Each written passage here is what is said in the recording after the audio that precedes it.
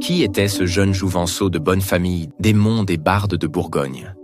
Manifestement, il semble être une jeune pousse de l'église, au caractère bien décidé.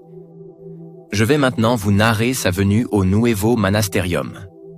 Il se nommait Bernard et était fort bien accompagné. Il abordait un visage avenant et même souriant.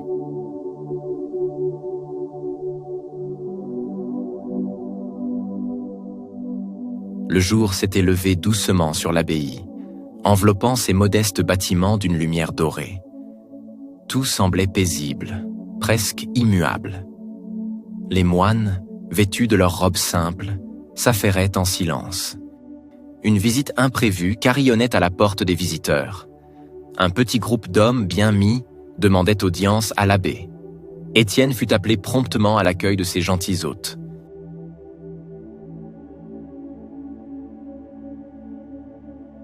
Sitôt l'abbaye retrouvée, arrivée imprévue. Les frères échangèrent des regards interrogateurs, tandis que l'abbé Étienne Harding, entouré de quelques moines, se dirigea vers l'entrée. Messieurs l'abbé, je suis Bernard, fils de Tesselin le Sort. J'aimerais audience avec vous, c'est grande importance. Lorsqu'il arriva enfin au portail, il se trouva face à ce jeune adulte, visiblement épuisé, mais porté par une détermination rare sur son visage. Ses traits étaient tirés, mais son regard brillait d'un éclat singulier. Il s'inclina avec respect avant de se présenter.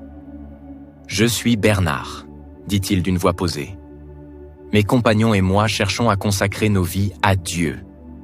Nous souhaitons rejoindre votre communauté, si vous daignez nous accueillir. » Étienne, touché par cet homme, accepta. Un souffle nouveau sembla traverser l'abbaye. Bernard, le regard empreint de gratitude, s'inclina profondément. Lui et ses compagnons franchirent alors les portes de Cîteaux, rejoignant les rangs des frères. Dans un temps premier, il trouvera sa place en tant que copiste. Mais Bernard est exigeant, bien que simple moine. Il préconisera les lettres non peintes et d'une seule couleur. Il deviendra alors plus strict que la communauté d'origine. Il commencera donc à perturber sérieusement les frères de Cîteaux.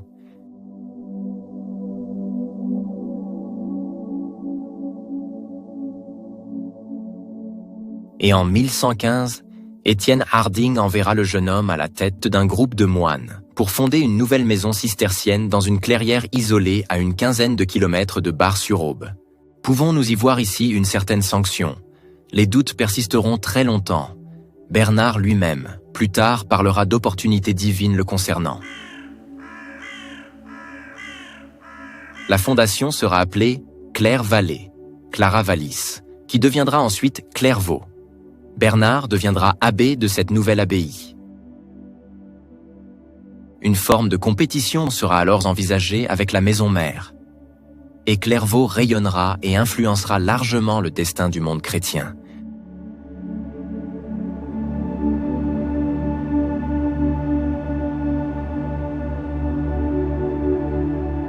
Bernard de Clairvaux sera le dépositaire du savoir en matière de vin, secret naturellement confié par son abbé Étienne Harding, certainement par un jour de bonté. Bernard confiera en souriant à son frère Saint Gérard de Clairvaux que le vin sera toujours le ciment des âmes de cœur.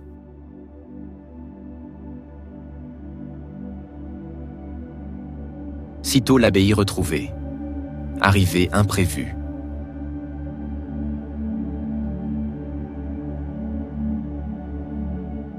Merci d'avoir suivi ce programme court avec mythes et légendes en question qui vous a offert en version web les 4 premiers épisodes de la super production de 96 minutes en 8K cinéma, Cîteaux, l'abbaye retrouvée.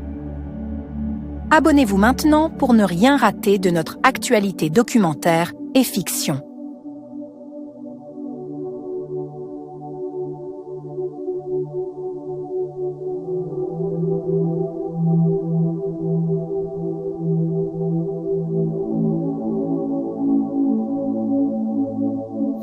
The Time Machine.